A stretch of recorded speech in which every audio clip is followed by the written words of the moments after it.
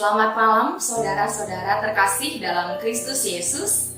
Senang berjumpa dengan kita Sobat Kristiani pada malam hari ini, di mana kita diperjumpakan oleh firman Tuhan yang tertulis dalam 1 Tesalonika pasal 3 ayat 1 sampai ayat 5. Saya baca untuk kita. Kami tidak dapat tahan lagi, karena itu kami mengambil keputusan untuk tinggal seorang diri di Athena.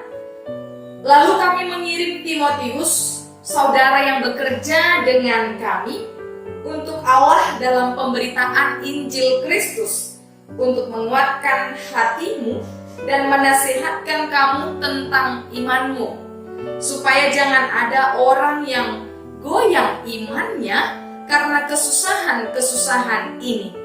Kamu sendiri tahu bahwa kita ditentukan untuk itu.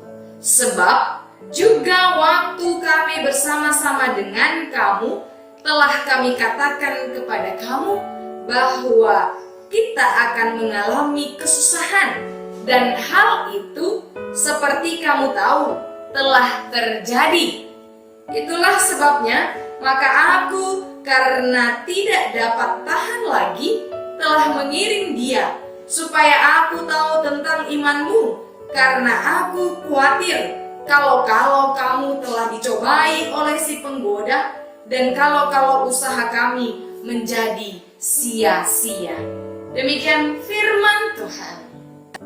Saudara-saudari yang terkasih dalam Kristus, sebagai seorang Kristen, kita tentu mengalami kehidupan tidak pernah terlepas dari yang namanya pergumulan, penderitaan, juga kesusahan-kesusahan. Nah, semua itu seolah melekat dalam diri kita, hidup kita sebagai pengikut Kristus. Sama halnya seperti yang disampaikan oleh Rasul Paulus kepada jemaat yang ada di Tesalonika, bahwa kehidupan di jemaat di sana pada waktu itu tidak terlepas dari beragam kesusahan, tidak terlepas dari beragam pergumulan. Ketika pergumulan itu karena nama Kristus, ketika kesusahan itu terjadi karena mempertahankan iman mereka kepada Kristus. Sebab salib akan selalu kita pikul dimanapun kita berada, kapanpun waktunya, dan bagaimanapun bentuk pergumulannya. Mengapa Tuhan mengizinkan pergumulan itu terjadi? Kesusahan itu ada di dalam hidup kita. Sebab ada kualitas iman yang perlu kita saksikan, kita wujud nyatakan dalam kehidupan iman orang Kristen.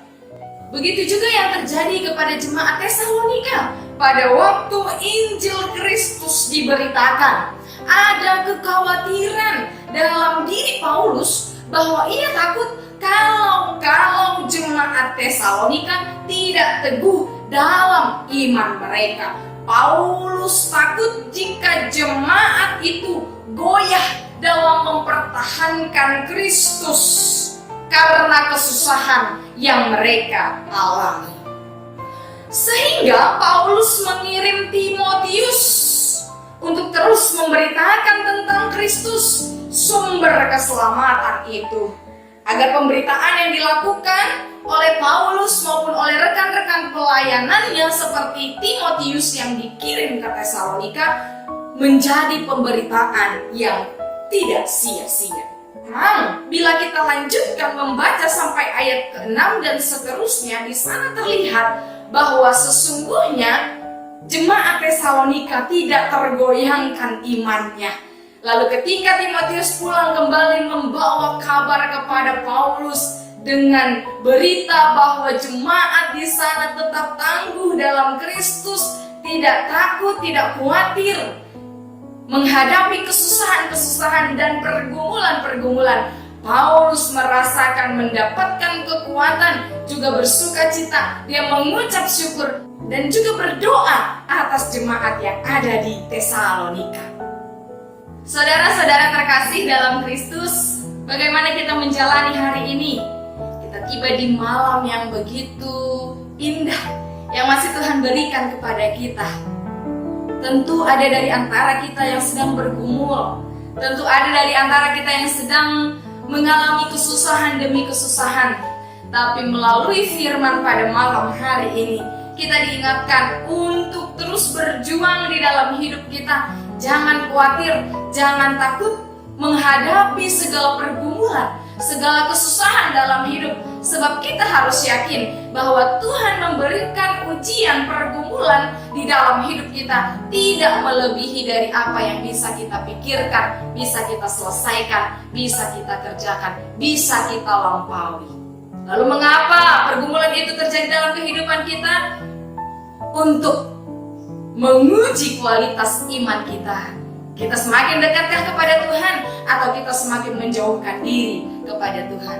Tapi pada kesempatan malam hari ini, Rasul Paulus mengingatkan jemaat Tesalonika untuk tetap teguh. Begitu juga kita sebagai pendengar firman pada malam hari ini, kita diingatkan untuk tetap teguh, jangan goyah, jangan khawatir. Percayalah kepada Tuhan sebab Dia selalu beserta dengan kita.